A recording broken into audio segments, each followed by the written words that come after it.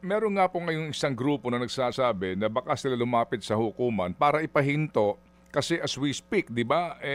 Before pa itong passage po to institutionalize nga itong comprehensive sexuality education, meron ng ongoing ngayon na programa. Sinimulan po ito sa panahon ni Secretary Briones, di po ba? Yan po sabi nga nung aming nakapanayan na teacher, yan po ginagawa na ngayon. So gusto pa ho itong ipahinto ng grupong ito. Ano ho ba ang danger nito? Ano bang maaaring kaharapin po ng ating mga kababayan, mga kabataan lalo na, no?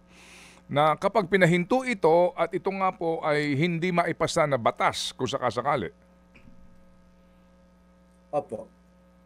Yung mga trends na nakakabahala na binanggit natin kanina, it's really bound to go up, no? Halimbawa sa knowledge about HIV and AIDS, from 95% na nakakaalam na may alam na merong sakit na HIV AIDS several years back, ngayon bumababa na ito, 75% na lang, no? So yung trend pasama Mm, ng pasama. mm, Hanggang ngayon maniniwala ka ba, Manong Ted, na 52% do sa mga kabataan naniniwala pa rin ang HIV AIDS pwede mong makuha sa pag-share ng pagkain with somebody who is already infected.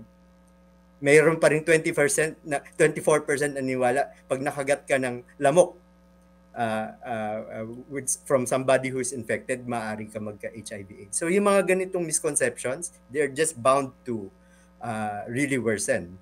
On the aspect of teen pregnancy, yung lalo na yung age group na 10 to 14, yun talaga yung mm, binabantayan natin. mm, Nung 2016, about may 5 pregnancies na nagmumula dun sa 10 to 14 age group. Ngayon, sa huling datos na nakita ko from 2023, it's about 9 pregnancies mm, coming from this age group na 10 to 14 years old. So mm. pag hindi tayo gumawa ngayon ng talagang aksyon, no?